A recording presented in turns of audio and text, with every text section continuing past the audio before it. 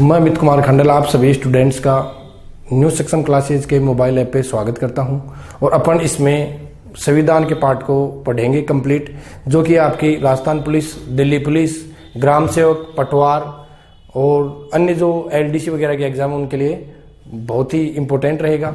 तो आज अपन स्टार्ट करते हैं भारत के संविधान का पार्टीशन। भारत का संविधान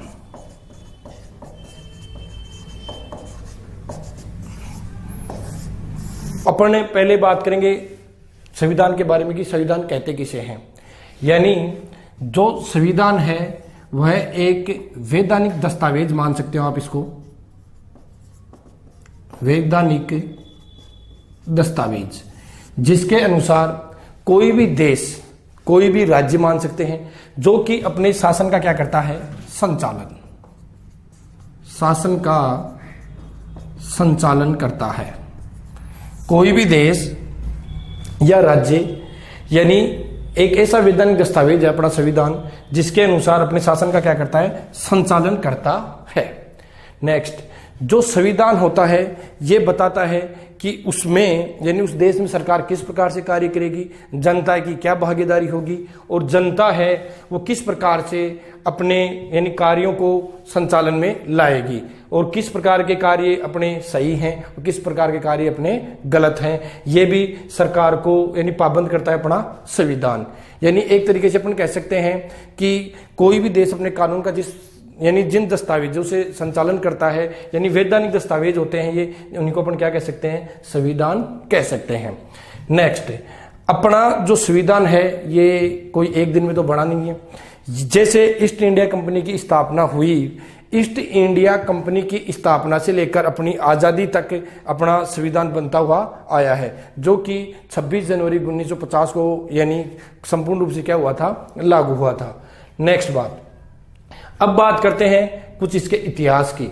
मैं आपको पहले बता देता हूं, दिल्ली पुलिस, राजस्थान पुलिस, पटवार, ग्राम सेवक, इन एग्जामों में जो टॉपिक हैं उनका अपन अध्ययन करते हुए इनके क्वेश्चनों के ऊपर भी क्या करेंगे, चर्चा। साथ में आपको मैं क्वेश्चन भी बताता रहूंगा क्योंकि क्वेश्चन किस प्रकार के एग्जाम में आते हैं। नेक्स्ट बात, यदि अपन बात करते हैं तो 31 दिसंबर 1600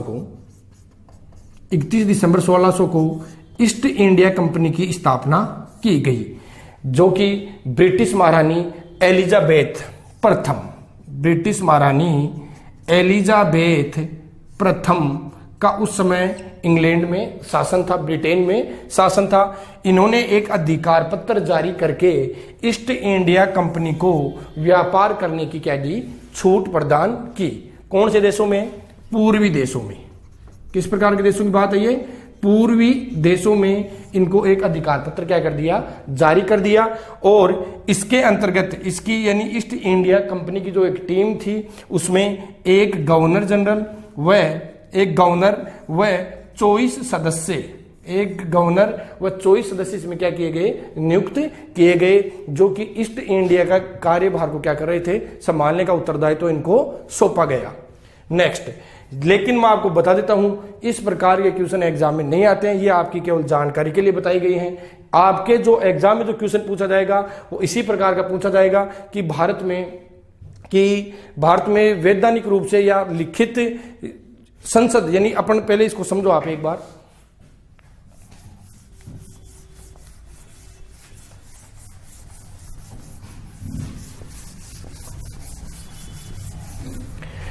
नेक्स्ट देखो, यदि अपन बात करते हैं तो यहां सर्वप्रथम ये देश अपने भारत देश की स्थिति मान लेते हैं अपन।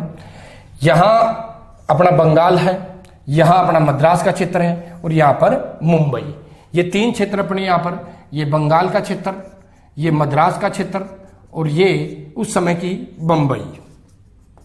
यदि अपन बात करेंगे, इन तीनों में 3 गवर्नर थे, इन तीनों में 3 क्या थे, गवर्नर थे। यदि अपना बंगाल के परिप्रेक्ष्य में बात करते हैं कि ईस्ट इंडिया कंपनी की जड़ें यहां पर किस प्रकार से जमी, तो अपन बात करते हैं ईस्ट इंडिया कंपनी यहां पर 1757 में एक प्लासी का युद्ध हुआ, 1757 में प्लासी का युद्ध। इस प्लासी के युद्ध की यदि अपन बात करते हैं तो प्लासी के युद्ध में अंग्रेजों की तरफ से अंग्रेजों की तरफ से यहां पर था लॉर्ड क्लाइव, लॉर्ड क्लाइव था यहां। और इधर बंगाल का जो था शासन वो था सिराजू दौला के हाथों में, सिराजू दौला के हाथों में। लेकिन यहां पर लॉर्ड क्लाइव क्या हुआ, विजयी, यानी अंग्रेज क्या हो गए इसमें विजयी हो गए। और यहां पर यानी बंगाल के ऊपर क्या हो गया इनका आधिपत्य, बंगाल के ऊपर क्या हो गया आधिपत्य हो गया। लेकिन इनको अभी भी वैधानिक दर्जा नहीं मिला, इनका क्या हुआ है आधिपत्य हुआ है, लेकिन शासन में इनको वैधानिक दर्जा नहीं मिला था। इसके बाद में यदि बात करते हैं 1764 में हुआ बक्सर का युद्ध। कौन सा युद्ध हुआ, बक्सर का युद्ध। और इसमें भी अंग्रेज क्या हो गए थे विजयी, इसमें भी अंग्रेज क्या हो गए थे विजयी हो गए थे।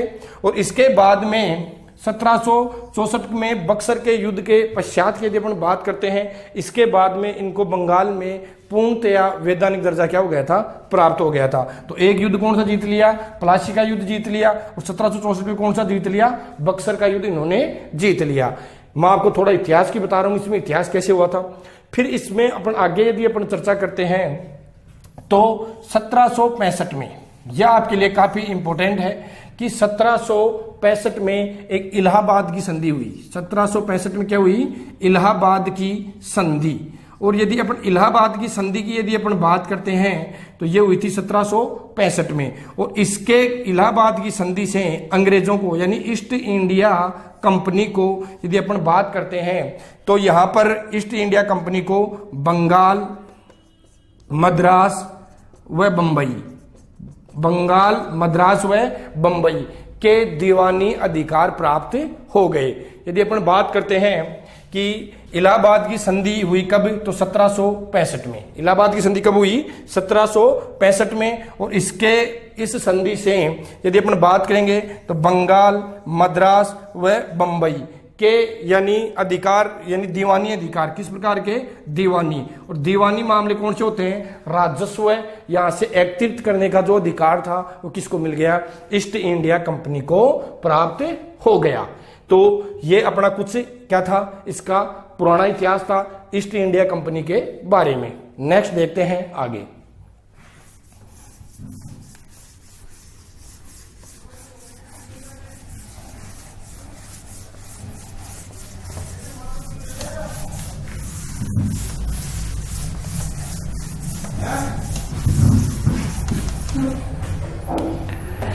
नेक्स्ट देखो, नेक्स्ट यानी जो क्वेश्चन बनते हैं, अब जो मैं आपको बताऊंगा यहां से एग्जाम में अमूमन क्वेश्चन पूछे जाते हैं। यदि अपन बात करेंगे यानी सर्वप्रथम देखो, आपको एक चीज मैं पहले समझाता हूं, उसको आप डायग्राम से समझने की कोशिश करो। यह है अपनी एक ब्रिटिश संसद, यह है अपनी ब्रिटिश संसद। यहां जो ब्रिटिश संसद है ये भारत के लिए, जो भारत में ईस्ट इंडिया कंपनी थी उसके लिए भी कानूनों को क्या करती थी निर्माण, जो कि भारत में क्या होते थे लागू होते थे। तो अपन यहां बात कर सकते हैं कि ब्रिटिश संसद है। पहले यहां पर बात करेंगे east India company, east India company. और एक है ब्रिटिश क्राउन, एक क्या है ब्रिटिश क्राउन। तो ब्रिटिश क्राउन है और एक क्या है ईस्ट इंडिया कंपनी है। यदि ईस्ट इंडिया कंपनी की यदि अपन बात करते हैं तो ईस्ट इंडिया कंपनी का जो शासन रहा इंडिया में, और उन्होंने जो नियम लागू किए, जो कौन कौन से अधिनियम वगैरह थे, कौन से एक्ट थे, कौन से चार्टर एक्ट थे, कुछ भी आप कह सकते हो, जो ईस्ट इंडिया कंपनी थी उनके द्वारा यहाँ पर 1773 का रेगुलेटिंग एक्ट, 1784 का पिट्स इंडिया एक्ट, 1793 का चार्टर एक्ट, 1813 का राजलेख, 1813 का राजलेख, 1833 का राजलेख, और उसके बाद में 1853 का राजलेख। यानी ईस्ट इंडिया का जो ब्रिटिश संसद ईस्ट इंडिया कंपनी का जो यहाँ पर प्रभुत्व रहा वो कब तक रहा, 1853 के राजलेख तक। और यानी जो यहाँ पर जो प्रभुत्व रहा 1858 में, यानी किसके हाथ में था वो, फिर ब्रिटिश क्राउन, किसके हाथ में था ब्रिटिश क्राउन। तो 1858 का अधिनियम पढ़ेंगे इसमें अपन, फिर उसके बाद में 1861 का अधिनियम पढ़ेंगे इसमें, फिर इसमें अपन 1892 का अधिनियम पढ़ेंगे, फिर इसमें अपन 1909 का अधिनियम पढ़ेंगे, फिर 1919 का अधिनियम पढ़ेंगे, फिर अपन इसके अंतर्गत 1935 का अधिनियम पढ़ेंगे, फिर अपन 1942 का क्रिप्स मिशन पढ़ेंगे, फिर 1946 का कैबिनेट मिशन पढ़ेंगे, फिर 1947 का स्वतंत्रता अधिनियम पढ़ेंगे।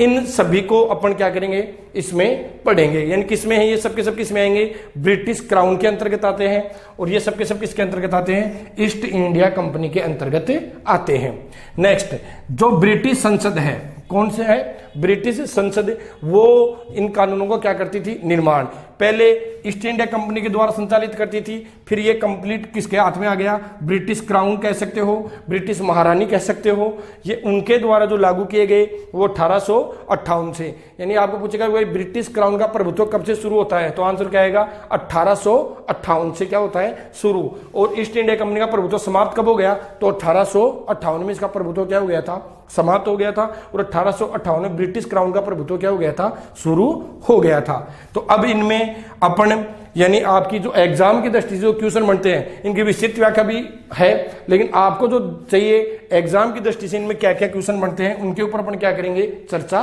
करेंगे। तो अपन प्रथम जो देखेंगे इसमें 1773 का रेगुलेटिंग एक्ट, रेगुलेटिंग एक्ट, 1773 का रेगुलेटिंग एक्ट। तो देखो ये आपकी एग्जाम की दृष्टि से काफी इंपोर्टेंट है, इसमें से अमूमन एग्जाम में क्वेश्चन पूछा जाता है।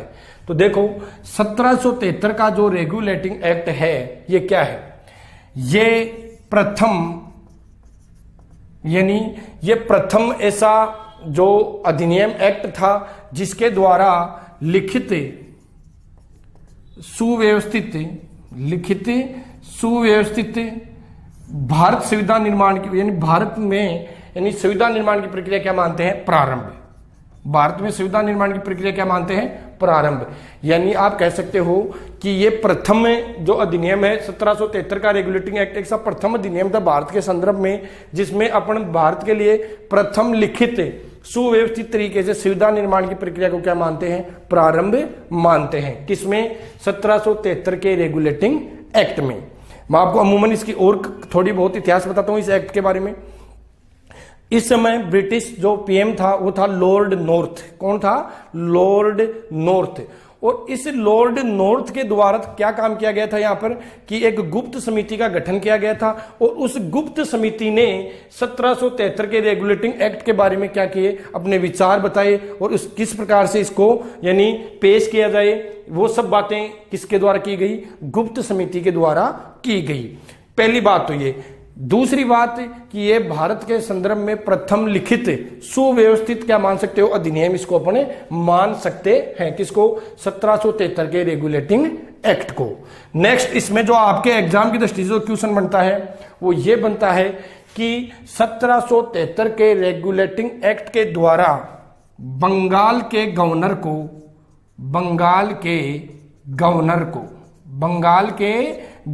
को गवर्नर जनरल बना दिया गया। बंगाल के गवर्नर को गवर्नर जनरल बना दिया गया। बंगाल के गवर्नर को क्या बना दिया गया, गवर्नर जनरल बना दिया गया। एक बात समझो पहले आप इस बात को, मैं आपको थोड़ा सा डायग्राम से आप बताता हूं। ये आपका बंगाल, ये मद्रास और ये मुंबई। यानी आप कह सकते हो कि जो अपना उत्तरी भारत है, कौन सा भारत है, उत्तरी भारत के ऊपर ईस्ट इंडिया कंपनी का अभी प्रभुत्व नहीं हुआ है। वो केवल अपने कहां पर है, बंगाल में है, मद्रास में है और बंबई में है। और अपना सीधा यहां पर क्या कर रखा है, प्रत्यक्ष प्रतिनिधित्व कर रखा है। किसने, ईस्ट इंडिया कंपनी के द्वारा। और जो यहां पर बंगाल का जो गवर्नर था उसको क्या बना दिया गया, गवर्नर जनरल बना दिया गया। क्या बना दिया गया, गवर्नर जनरल बना दिया गया। कहां का, ये संपूर्ण भारत की बात नहीं है, ये केवल कहां की बात है, बंगाल की। कहां की बात है, केवल बंगाल की बात है कि बंगाल के गवर्नर को क्या बना दिया गया, गवर्नर जनरल बना दिया गया। एक क्वेश्चन तो ये आपके एग्जाम में बन गया कि बंगाल के गवर्नर को गवर्नर जनरल कब बनाया गया, तो आपका आंसर आएगा 1773 के रेगुलेटिंग एक्ट के द्वारा। दूसरा क्वेश्चन बनता है कि भाई बनने वाला कौन था, कि भाई बना कौन, तो आपका आंसर आएगा वारेन हेस्टिंग्स। वारेन हेस्टिंग्स, ये क्या बना था? बंगाल का प्रथम गवर्नर जनरल। क्या बना था? बंगाल का प्रथम गवर्नर जनरल कौन था? Warren Hastings. एक क्वेश्चन तो ये बन गया। अब दूसरा क्वेश्चन आपको एग्जाम में फोर्स में कई बार पूछा गया है, दिल्ली पुलिस में, राजस्थान पुलिस में, कि भारत का प्रथम गवर्नर कौन था? भारत का प्रथम गवर्नर कौन था? तो आपका आंसर क्या आएगा? Lord Clive. यानी बंगाल का प्रथम गवर्नर कौन था? बंगाल का प्रथम गवर्नर कौन था? तो आंसर क्या आएगा? Lord Clive. तो यहां पर आपको यह भी तो पूछ सकता है कि बंगाल का अंतिम गवर्नर कौन था? तो आपका आंसर क्या हो जाएगा? Warren Hastings. कौन था? Warren Hastings. और आपको यह भी पूछ सकता है कि बंगाल का प्रथम गवर्नर जनरल बनने वाला कौन था? तो भी आंसर क्या आएगा? Warren Hastings. कौन आएगा? Warren Hastings. इसका क्या आएगा? आंसर आएगा।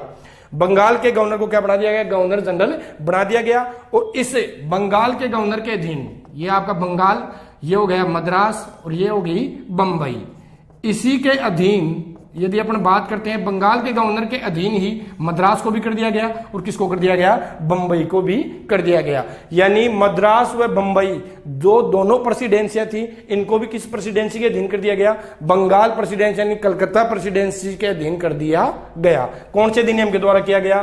तो भी आपका आंसर क्या आएगा? 1773 का रेगुलेटिंग एक्ट के द्वारा किया गया।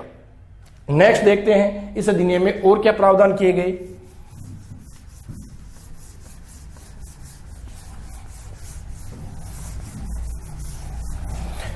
देखो इसमें इसके अलावा 2 क्वेश्चन हो गए। तीसरा क्वेश्चन आपका बनता है इसमें, कलकत्ता में सुप्रीम कोर्ट की स्थापना की गई। कलकत्ता में सुप्रीम कोर्ट की स्थापना की गई। यह क्वेश्चन काफी इंपोर्टेंट है एग्जाम की दृष्टि से। कई बार पूछा गया है कि भारत में किस अधिनियम के द्वारा सर्वप्रथम कलकत्ता में सुप्रीम कोर्ट की स्थापना की गई?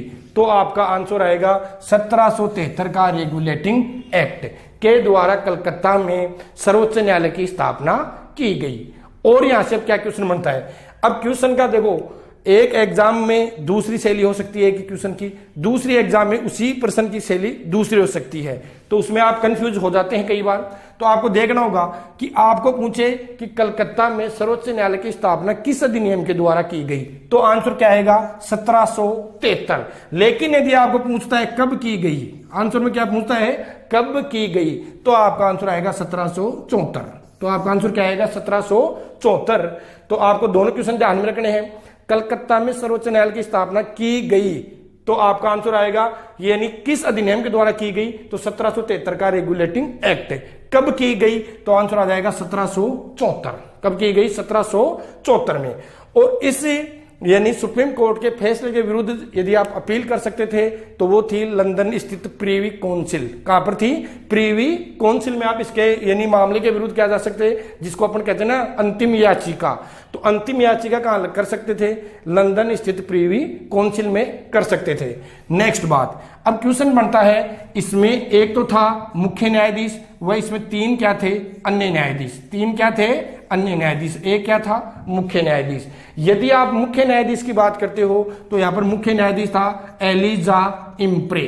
कौन था? एलिजा इम्प्रे। इसका क्या था? मुख्य न्यायाधीश कह सकते हो आप इसको। अन्य 3 आपको एग्जाम में नहीं पूछता है, फिर भी मैं आपको बता देता हूं, लेमेस्टर, हाइड व चैम्बर्स, इसमें 3 क्या थे? अन्य न्यायाधीश। जबकि मुख्य न्यायाधीश कई बार पूछा गया है, तो कौन था? एलिजा इम्प्रे। तो आपके यहां इस अधिनियम के 2 क्वेश्चन इंपोर्टेंट बन गए कि एक तो कलकत्ता में सर्वोच्च न्यायालय की स्थापना हो गई, और एक क्वेश्चन बन गया कि बंगाल के गवर्नर को क्या बना दिया गया? गवर्नर जनरल बना दिया गया। चौथी इसमें अपन क्वेश्चन ले सकते हैं कि ईस्ट इंडिया कंपनी के जो अधिकारी गण यहां पर शासन यानी कार्य कर रहे थे, उनको यानी अपना निजी व्यापार करने की क्या नहीं दी गई? छूट नहीं दी गई कि एक तो वो अपना निजी व्यापार नहीं कर सकते, दूसरी बात वो यानी भारतीयों से उपहार के रूप में पैसे लेते थे, धन लेते थे, तो उपहार लेने पर भी क्या लगा दी गई? रोक लगा दी गई। तो भी आंसर क्या आएगा? 1773 का रेगुलेटिंग एक्ट। ये इतने क्वेश्चन आपके सब के सब कौन से अधिनियम में बनते हैं? 1773 के रेगुलेटिंग एक्ट के द्वारा ये क्वेश्चन बनते हैं। नेक्स्ट, ये आपका कंप्लीट है कौन सा अधिनियम? 1773 का रेगुलेटिंग एक्ट। नेक्स्ट देखते हैं।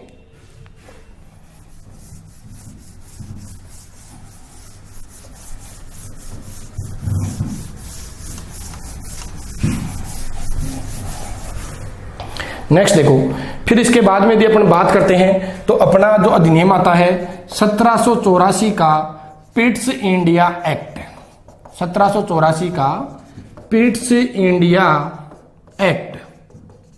1773 के बाद में जो इंपोर्टेंट अधिनियम है वो अपना कौन सा है, 1784 का पिट्स इंडिया एक्ट। एक इससे पहले छोटा सा अधिनियम और आता है जो है कि 1781 का सेटलमेंट अधिनियम। कौन सा है, सेटलमेंट अधिनियम, लेकिन वो एग्जाम की दृष्टि से इतना इंपोर्टेंट नहीं है, फिर भी मैं आपको बता देता हूं कि 1781 के सेटलमेंट अधिनियम का मतलब है कि जो 73 वाले में जो कमियां रह गई थी, खामियां रह गई थी, उनको दूर करने का क्या किया गया, प्रयास किया गया। यदि आप बात करते हो सेटलमेंट अधिनियम में बिहार को और उड़ीसा को भी, यानी जो कलकत्ता प्रेसिडेंसी थी, यानी बंगाल के गवर्नर जनरल के अधीन, यानी इनके लिए भी कानून बनाने का क्या दिया गया था, अधिकार। कौन से में, 1781 के सेटलमेंट अधिनियम में। फिर अपन 73 के इंपोर्टेंट अधिनियम के बाद में अपन आता है 1784 का पिट्स इंडिया एक्ट। 1784 का Pitt's India act. Pitt's India act इसका नामकरण क्यों पड़ा, क्योंकि इस समय जो पिट्स थे वो वहां के इंग्लैंड के क्या थे, पीएम थे। कौन थे, पीएम थे, इस कारण इसका नाम क्या पड़ गया, 1784 का पिट्स इंडिया एक्ट। पहली बात। दूसरी बात इसमें अपन करते हैं 1784 के पिट्स इंडिया एक्ट के अंतर्गत आपके लिए काफी इंपोर्टेंट क्वेश्चन है कि ईस्ट इंडिया जो कंपनी थी यहां पर व्यापारिक कार्य भी कर रही थी और राजनीतिक कार्य भी कर रही थी, लेकिन 1784 के पिट्स इंडिया एक्ट के द्वारा उसको, यानी राजनीतिक कार्यों को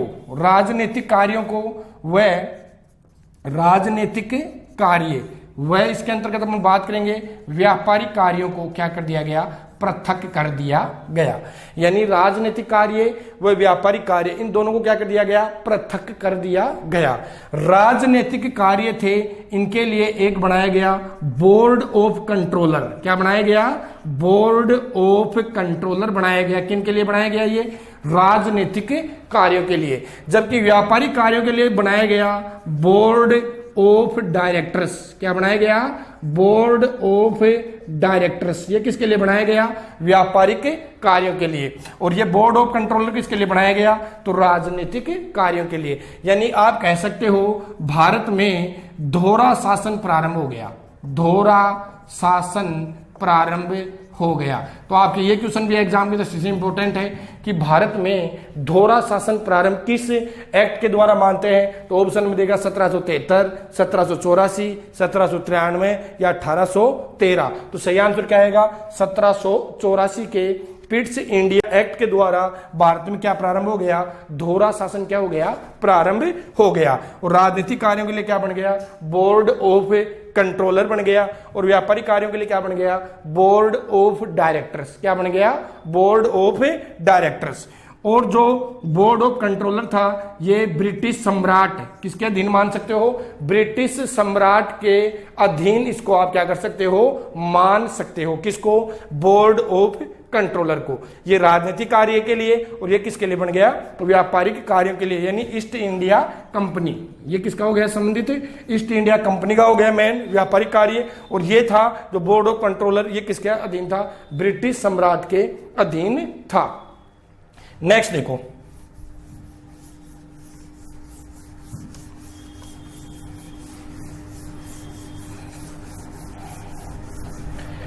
नेक्स्ट बात करते हैं यहां पर अपन 1793 का चार्टर एक्ट, या क्या कह सकते हो अपन, राजलेख। 1793 का राजलेख। यदि अपन इसके बारे में, यदि 1793 के राजलेख के बारे में यदि अपन चर्चा करते हैं तो इसमें कोई क्वेश्चन नहीं है इतना इंपॉर्टेंट। केवल आपको इतना ध्यान में रखना है कि जो बोर्ड ऑफ कंट्रोलर के सदस्य थे, board of controller, board of controller के सदस्य या जो अपन कर्मचारी इसमें जो काम करने वाले थे, उनको जो वेतन था वो भारतीय राजकोष से दिया जाने लगा। कहां से दिया जाने लगा, भारतीय राजकोष से दिया जाने लगा।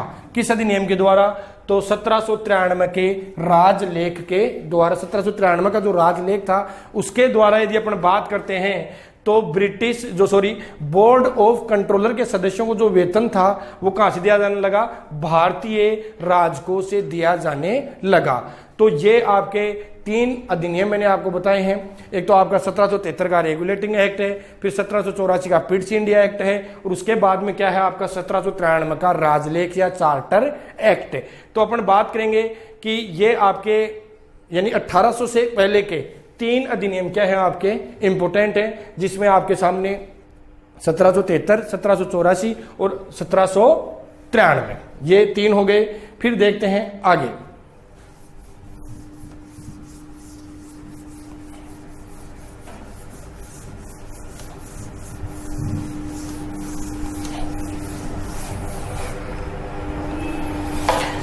देखो इसके बाद में जो इंपोर्टेंट आता है अधिनियम वो आता है 1813 का राजलेख।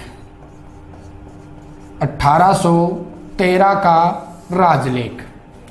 1813 का यदि राजलेख की अपने लोग बात करते हैं तो 1813 के राजलेख में क्या क्या इंपोर्टेंट प्रावधान हुए उनके बारे में चर्चा करते हैं। एक नंबर पहली बात अपन यहां पर करेंगे 1813 के राजलेख में क्या हुआ था, तो ईस्ट इंडिया कंपनी का व्यापारिक एकाधिकार समाप्त कर दिया गया। व्यापारिक एकाधिकार क्या कर दिया गया, समाप्त कर दिया गया। पहली बात, ईस्ट इंडिया कंपनी का व्यापारिक एकाधिकार क्या कर दिया गया, समाप्त कर दिया गया। अर्थात आप कह सकते हो जो ब्रिटिश, यूरोपीय अन्य जो कंपनियां थी वो भी यहां पर व्यापार करने के लिए आ सकती हैं अब, लेकिन इससे पहले केवल किसका था यहां पर व्यापार, ईस्ट इंडिया कंपनी का। एक बात। दूसरी बात करेंगे ईसाई मिशनरियों को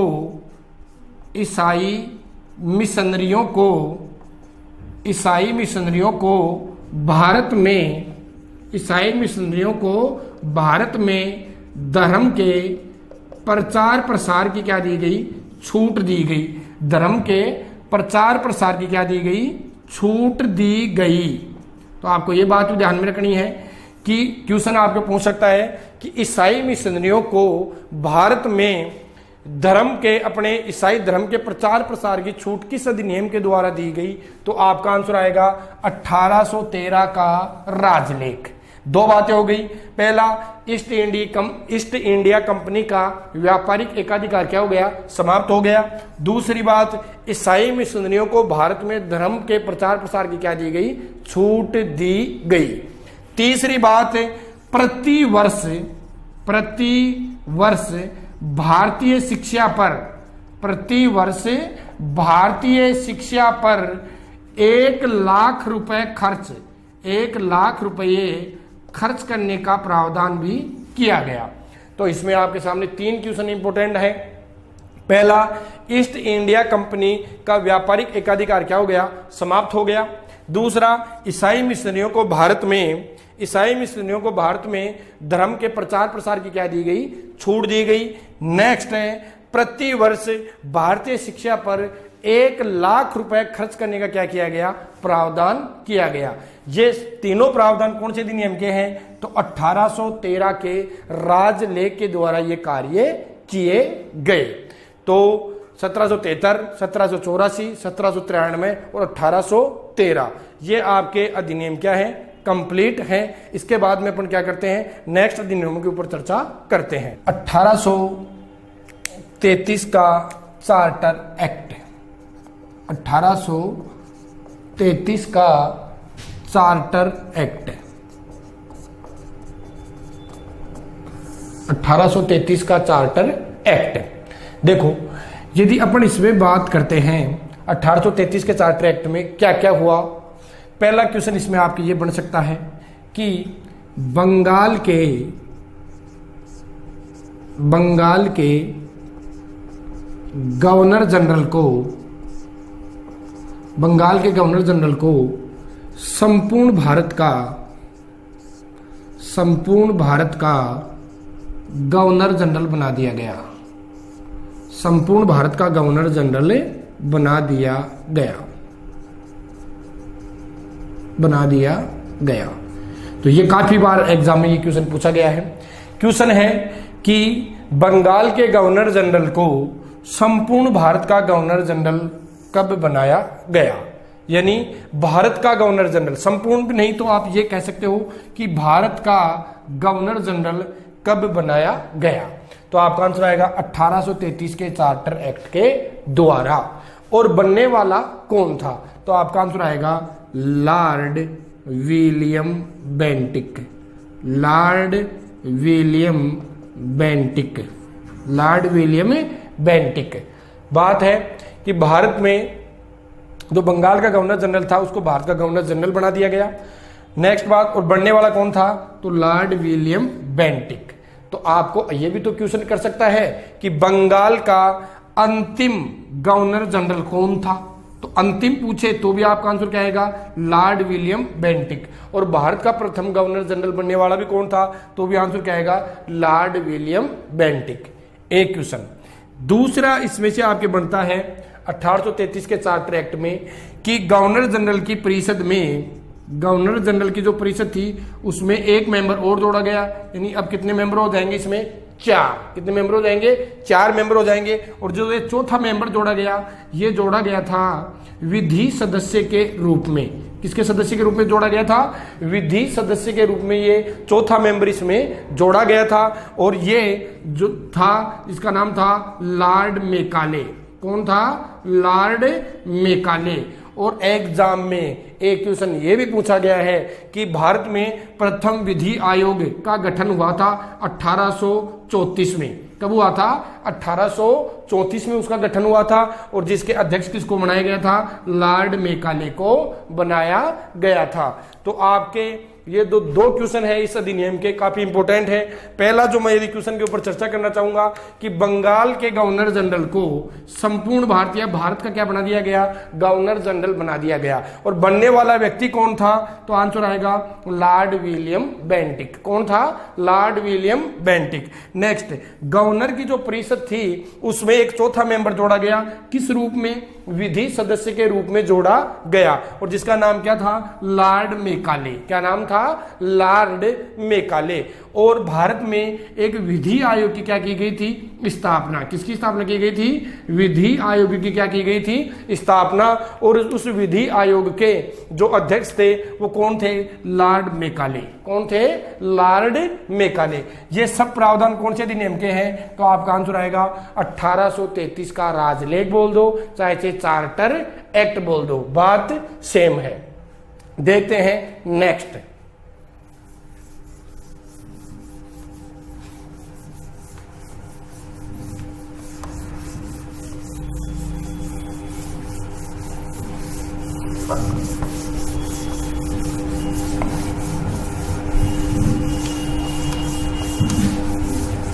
देखो नेक्स्ट अपन बात करते हैं 1833 के बाद में जो अधिनियम लाया गया, यानी वो अधिनियम था 1853 का राजलेख।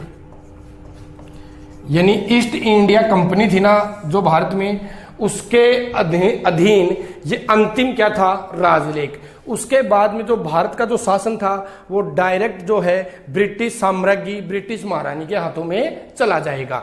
यानी यहां तक किसका शासन है? ईस्ट इंडिया कंपनी के द्वारा शासन किया जा रहा है भारत में। कर रहा कौन है? ब्रिटिश संसद के द्वारा, यानी ईस्ट इंडिया कंपनी के माध्यम से क्या किया जा रहा है? यहां पर शासन किया जा रहा है। लेकिन इसको आप क्या मान सकते हो? अंतिम राजलेख। क्या मान सकते हो? अंतिम राजलेख इसको अपन मान सकते हैं। क्या मान सकते हैं? अंतिम राजलेख। इसको क्या कहेंगे? अंतिम राजलेख कहेंगे। आपको मैं एक क्वेश्चन और बताना चाहूंगा 1833 के अधिनियम का। तो आपको यह भी तो पूछ सकता है आपको 4 ऑप्शन में देकर कि भारत में केंद्रीयकरण की शुरुआत किस अधिनियम के द्वारा मानते हैं। ऑप्शन में दे दिया 1833, 1853, 1858 या 1861। तो आपका आंसर क्या आएगा? 1833 ही आएगा, क्योंकि आपको पता है कि संपूर्ण जो भारत था उसके लिए एक क्या बना दिया गया? Governor general. संपूर्ण भारत के लिए क्या बना दिया गया? एक गवर्नर जनरल बना दिया गया। यानी शासन नीति निर्माण में उसकी भूमिका क्या हो गई? मैन। और वो भी अकेला संपूर्ण भारत के लिए। तो 1833 के द्वारा भारत में किसकी शुरुआत मान सकते हो आप? केंद्रीयकरण की। किसकी शुरुआत मान सकते हो? केंद्रीयकरण की शुरुआत मान सकते हैं। ऐसी ही प्रक्रिया अपने को 1773 में भी देखने को मिली थी। और यही प्रक्रिया किसमें देखने को मिली है? 1833 के अधिनियम में भी देखने को मिली है। इसके बाद में एक तो ये हो गया कि ये अंतिम राजलेख था 1853 का। नेक्स्ट, इसमें 12 सदस्यीय विधान परिषद की क्या की गई, स्थापना। 12 सदस्यीय विधान परिषद की स्थापना की गई। 12 सदस्यीय विधान परिषद की क्या की गई, स्थापना की गई। कितनी सदस्यीय विधान परिषद की स्थापना की गई, तो आपका आंसर आएगा 12 सदस्यीय विधान परिषद की क्या की गई थी, स्थापना की गई थी। कब की गई थी, तो 1853 के राजलेख के द्वारा 12 सदस्यीय विधान परिषद की गवर्नर जनरल के कार्यों में सहायता करने के लिए 12 सदस्यीय विधान परिषद की क्या की गई थी, स्थापना की गई थी। नेक्स्ट, यदि अपन इस पड़ाव को आगे लेते हैं तो इसमें देखेंगे कि भारत में सिविल सेवा के लिए प्रतियोगी परीक्षाओं की भी क्या की गई शुरुआत। प्रतियोगी परीक्षाओं की भी क्या की गई, शुरुआत की बात कही गई। कौन से अधिनियम में आई थी ये बात भी, तो 1853 का राजलेख में ये बात भी अपनी आई थी। तो पहली बात कि ये अंतिम राजलेख था, 1853 का राजलेख अंतिम राजलेख था। नेक्स्ट बात, 12 सदस्यीय विधान परिषद की क्या की गई थी, स्थापना की गई थी। नेक्स्ट, प्रतियोगी परीक्षाओं के द्वारा जो सिविल सेवा के जो पद थे उनको भरने का भी क्या किया गया, प्रावधान किया गया।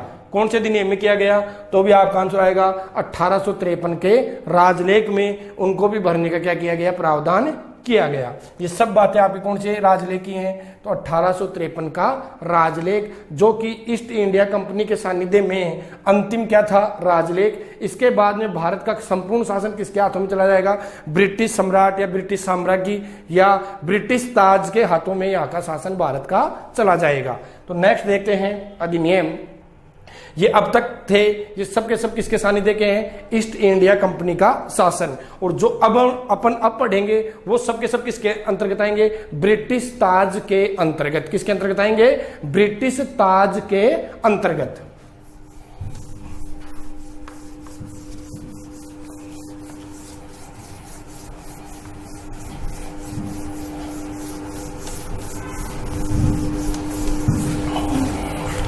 देखो नेक्स्ट, 1858 का भारत शासन अधिनियम। 1858 का भारत शासन अधिनियम, ये एग्जाम की दृष्टि से काफी इंपोर्टेंट है आपके लिए। इसके ऊपर अपन चर्चा करते हैं। 1858 का भारत शासन अधिनियम। तो देखो, पहली बात आप सबको पता है कि 1857 की क्या हुई थी, क्रांति हुई थी।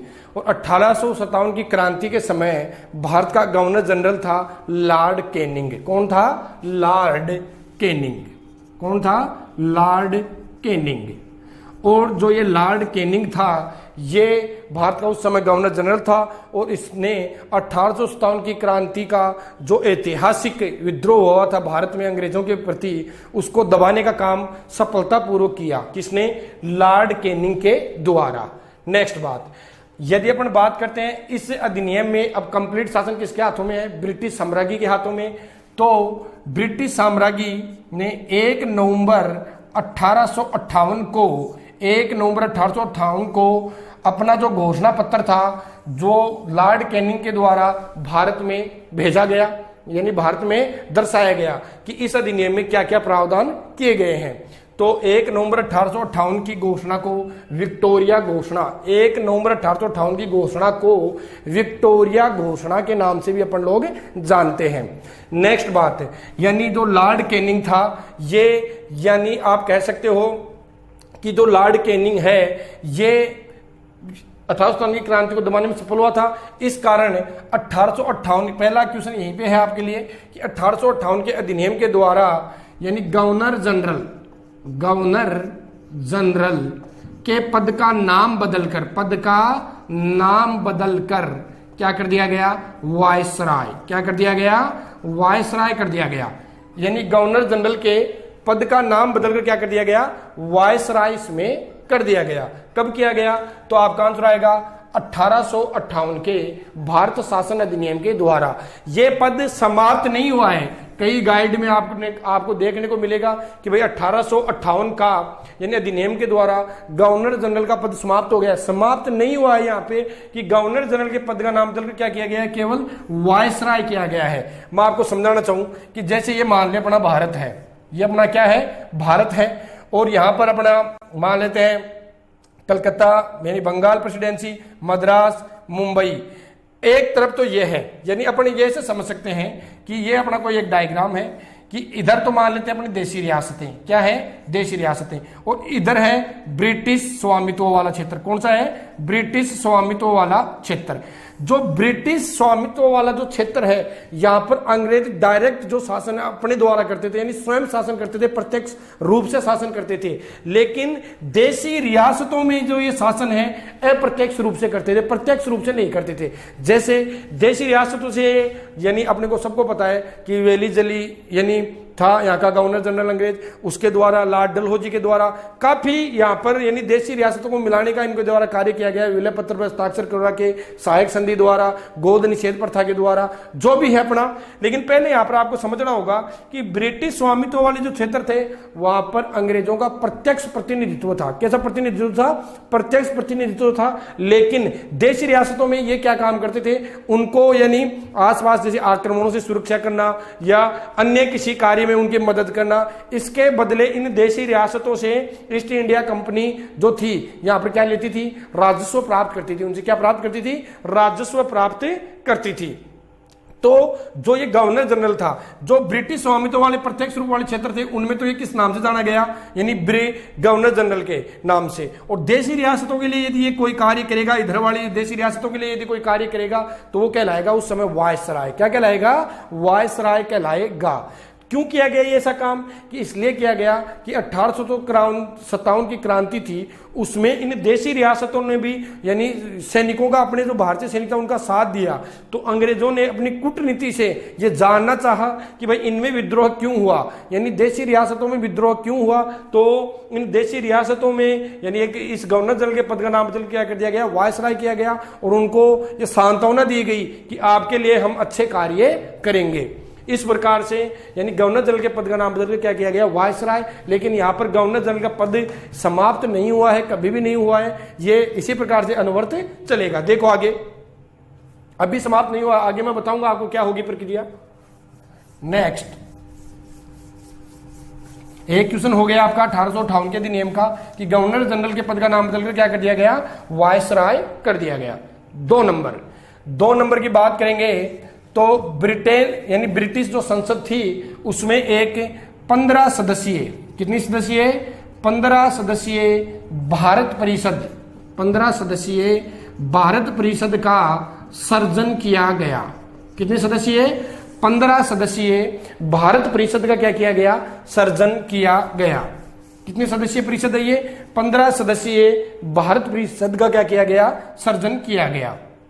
और एक इस 15 सदस्यीय भारत परिषद का यानी संचालन करने के लिए एक नया पद सर्जित किया गया जो कि था भारत सचिव का पद। कौन सा पद था, भारत सचिव का पद। कौन सा पद था, भारत सचिव का पद था। यानी 15 सदस्यीय भारत परिषद का सर्जन किया गया और उसका यानी कार्यभार किसको दिया गया, भारत सचिव का, या भारत मंत्री भी कह सकते हो आप, भारत मंत्री का पद सर्जित किया गया। कौन से अधिनियम में किया गया ये कार्य भी, तो आपका आंसर आएगा 1858 के भारत शासन अधिनियम में ये कार्य भी किया गया। 2 क्वेश्चन हो गए। तीसरा यदि आप क्वेश्चन की बात करते हो यहां पर कि भाई तीसरा क्वेश्चन इसमें क्या बनता है, तो तीसरा जो क्वेश्चन 1858 के अधिनियम में जो बनता है अपना क्वेश्चन वो ये बनता है कि आपको सबको पता है कि 1784 के ब्रिटिश इंडिया एक्ट में अपने जो दोहरा शासन शुरू किया था, कौन सा शासन शुरू किया था, दोहरा शासन जो शुरू किया था वो यहां पर आकर क्या हो गया, समाप्त। वो यहां पर आकर क्या हो गया, समाप्त हो गया। कौन से अधिनियम में हो गया, तो भी आपका आंसर आएगा 1858 के भारत शासन अधिनियम के द्वारा उसे क्या कर दिया गया, समाप्त कर दिया गया। तो आपके सामने 3 क्वेश्चन इंपोर्टेंट है। पहला जो क्वेश्चन बनता है कि भारत में गवर्नर जनरल के पद का नाम बदलकर वायसराय किया गया, लेकिन पद समाप्त नहीं हुआ है, ये आपको बिल्कुल ध्यान में रखना है। नेक्स्ट आपको यह ध्यान में रखना है कि 15 सदस्यीय भारत परिषद का क्या किया गया, इंग्लैंड में, कहां पर, इंग्लैंड में या ब्रिटेन में, वहां पर इसको 15 सदस्यीय भारत परिषद का सर्जन किया गया। और उसका जो मुख्य अधिकारी था कौन था, भारत सचिव का पद भी क्या किया गया, सर्जित किया गया। और इसे आप क्या कह सकते हो, भारत मंत्री भी कह सकते हो। और बनने वाला कौन था, वुड, एक अंग्रेज अधिकारी का नाम क्या था, वुड। इसका क्या था, भारत का प्रथम क्या था, भारत सचिव के पद को ग्रहण करने वाला था, कौन था, वुड। नेक्स्ट, इसी को आप भारत मंत्री का पद भी कह सकते हो। नेक्स्ट, 1784 में का जो दोहरा शासन प्रारंभ हुआ था, उस दोहरे शासन को भी यहां पर आकर क्या कर दिया गया, समाप्त कर दिया गया। कौन से अधिनियम के द्वारा, 1858 के भारत शासन अधिनियम के द्वारा उसे भी क्या कर दिया गया, समाप्त कर दिया गया। तो यह आपका कौन सा अधिनियम हो गया, 1858 का भारत शासन अधिनियम। नेक्स्ट चर्चा करते हैं आगे।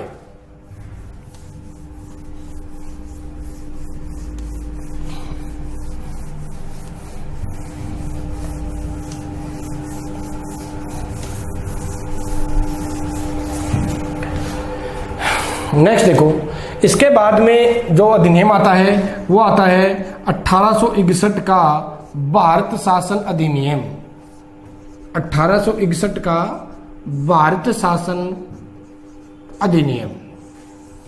1861 का जो भारत शासन अधिनियम है, इसके बारे में आप चर्चा करेंगे। देखो, पहली बात तो आपको 1861 के भारत शासन अधिनियम में ये बात ध्यान में रखनी है कि जो बिहार था, मद्रास था, उनको यानी वहां के गवर्नरों को वहां की शक्तियां वापस प्रदान कर दी गई। गवर्नरों को वापस शक्तियां क्या दे दी गई, उनको कार्य करने की शक्तियां वापस दे दी गई। तो अर्थात इसमें आप किसकी शुरुआत मान सकते हो, विकेंद्रीकरण की शुरुआत। भारत में किसकी शुरुआत मान सकते हो, विकेंद्रीकरण की शुरुआत भारत में किस अधिनियम के द्वारा मानेंगे, तो आपका आंसर आएगा 1861 का भारत शासन अधिनियम। क्यों मानेंगे, क्योंकि बिहार है, मद्रास प्रेसिडेंसिया है, उनके गवर्नरों को जो शक्तियां यानी केंद्रीकृत कर दी गई थी, वो शक्तियां वापस दे दी गई उनको। तो अर्थात भारत में किसकी शुरुआत मान सकते हैं, विकेंद्रीकरण की शुरुआत मान सकते हैं। दूसरा क्वेश्चन अपना जो यहां पर बनता है वो ये बनता है कि गवर्नर जनरल को, किसको, गवर्नर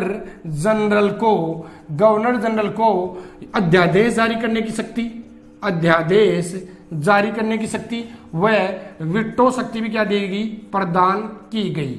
यानी आपके सामने ये दोनों क्वेश्चन अच्छे हैं।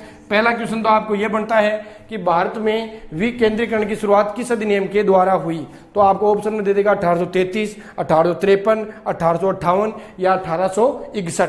तो सही आंसर आपका क्या आएगा, 1861 के द्वारा विकेंद्रीकरण की क्या मान सकते हो, शुरुआत मान सकते हैं। नेक्स्ट, जो भारत में जो गवर्नर जनरल था उसको दो शक्तियां और प्रदान की गई, एक तो अध्यादेश जारी करने की शक्ति और एक विटो शक्ति भी उसको क्या की गई, प्रदान की गई। कौन से अधिनियम के द्वारा की गई, तो आपका आंसर आएगा 1861 के भारत शासन अधिनियम के द्वारा उसको दो शक्तियां और प्रदान की गई, एक अध्यादेश जारी करने की शक्ति और दूसरी विटो शक्ति भी प्रदान की गई। नेक्स्ट देखते हैं।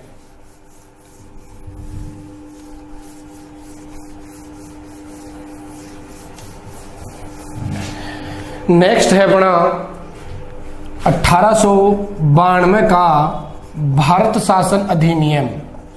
1892 का भारत शासन अधिनियम। 1892 का भारत शासन अधिनियम, यानी आप इसमें कह सकते हो कि भारत में यानी जो विधान परिषद थी भारत में, यानी गवर्नर जनरल की सहायता के लिए जो विधान परिषद थी, यानी उसमें गैर सरकारी सदस्य क्या किए गए, नियुक्त किए गए। गैर सरकारी सदस्य क्या किए गए, नियुक्त किए गए। और उन सदस्यों को बजट पर बहस करने की क्या दी गई, छूट दी गई। बजट पर क्या कर सकते थे, तर्क वितर्क कर सकते थे, यानी बजट पर बहस करने की क्या दी गई, छूट दी गई। बजट पर बहस करने की छूट दी गई, लेकिन अनुपूरक प्रश्न नहीं कर सकते थे। कैसे प्रश्न नहीं कर सकते थे, अनुपूरक। अनु का मतलब होता था एक बार उन मंत्रियों से या विधान परिषद के जो स्थायी सदस्य थे, सरकारी सदस्य मान सकते हो, उनसे वो क्वेश्चन तो कर सकते थे, लेकिन जो आंसर वो देते थे उस आंसर से दोबारा क्या नहीं कर सकते थे, क्वेश्चन नहीं कर सकते थे। अर्थात अनुपूरक प्रश्न नहीं कर सकते थे। क्या नहीं कर सकते थे, अनुपूरक प्रश्न नहीं कर सकते थे। तो भारतीयों को बजट पर बहस करने की क्या दी गई, छूट दी गई। और एक तरीके से अपन कह सकते हैं अप्रत्यक्ष निर्वाचन प्रणाली, यानी अप्रत्यक्ष निर्वाचन क्या हो गया, प्रारंभ हो गया। अप्रत्यक्ष निर्वाचन क्या हो गया, प्रारंभ हो गया। कहां पर, भारत में। अप्रत्यक्ष निर्वाचन क्या हो गया, प्रारंभ हो गया। कहां पर हो गया, भारत में अप्रत्यक्ष निर्वाचन क्या हो गया, प्रारंभ हो गया।